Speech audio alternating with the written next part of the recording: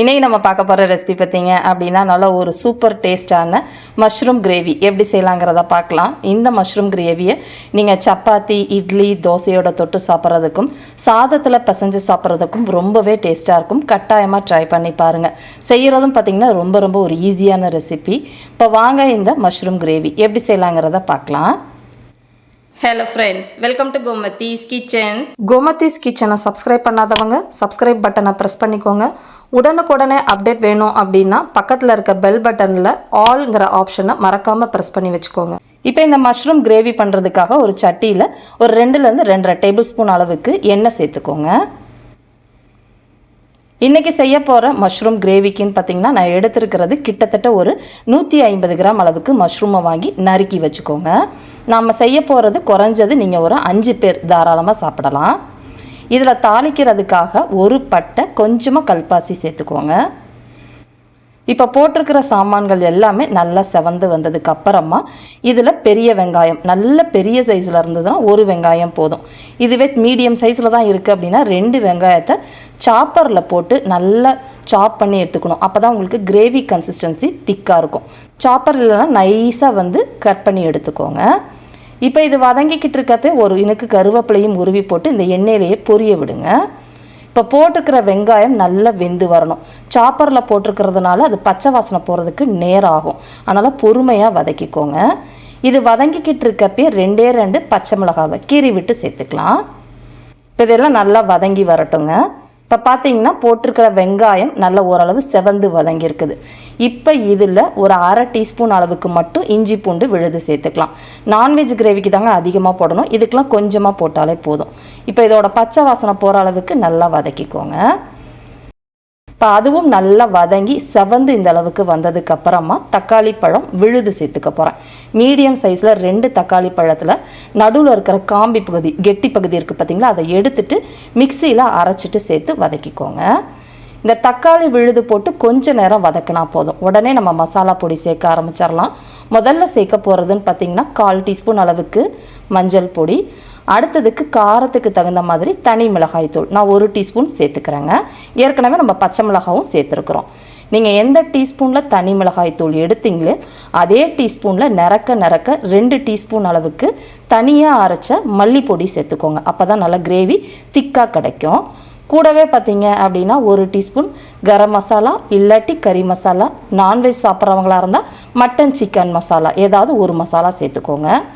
கூடவே பார்த்திங்கன்னா 1 டீஸ்பூன் அளவுக்கு கிச்சன் கிங் மசாலா சேர்த்துருக்குறேன். இது முழுக்க ஆப்ஷனல் தான், பட் இருந்ததுன்னா போட்டு ட்ரை பண்ணி பாருங்கள், ரொம்பவே நல்ல டேஸ்ட்டாக இருக்கும். இப்போ ஒரு மீடியம் ஃப்ளேம்லேயே இந்த மசாலா பச்சை வாசனை போகிற அளவுக்கு வதக்கிக்கலாம். இப்போ இது வதங்கிக்கிட்டு இருக்கப்போ நான் சீரகப்பொடி போட மறந்துட்டேங்க. ஒரே 1 டீஸ்பூன் மட்டும் ஃப்ரெஷ்ஷாக பொடித்த சீரகப்பொடி போட்டு வதக்கிக்கலாம்.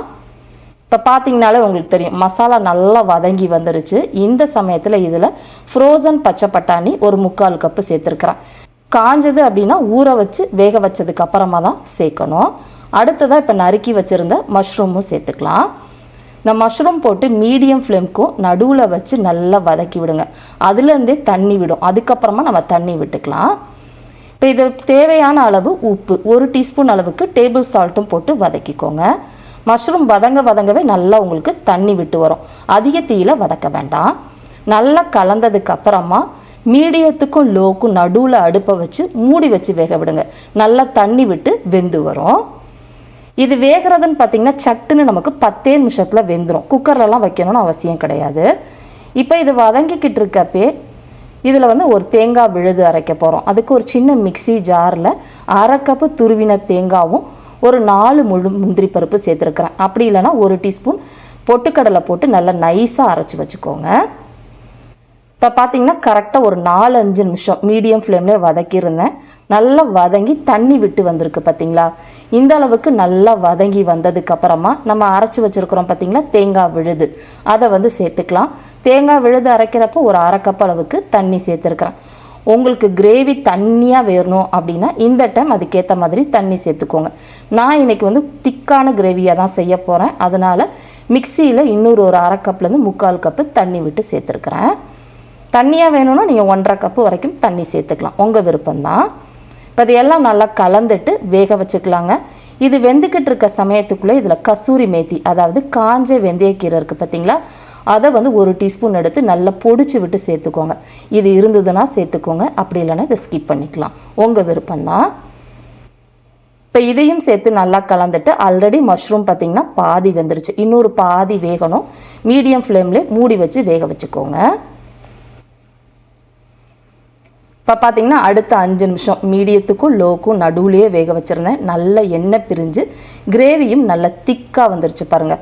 நான் ஏற்கனவே சொன்ன மாதிரி இது தோசைக்கு நடுவில் ஸ்ப்ரெட் பண்ணி வச்சு சாப்பிட்றதுக்காக நான் செஞ்சுருக்கிறேன். உங்களுக்கு இன்னும் தண்ணியாக வேணும் கூட செஞ்சுக்கலாம், உங்கள் விருப்பம்தான். கடைசியாக இதில் பொடியாக நறுக்கினா கொத்தமல்லி கூடவே கருவேப்பிலை இலைகள் நல்லா கிள்ளி விட்டு சேர்த்துக்கோங்க, அப்போ தான் மணமாக இருக்கும்.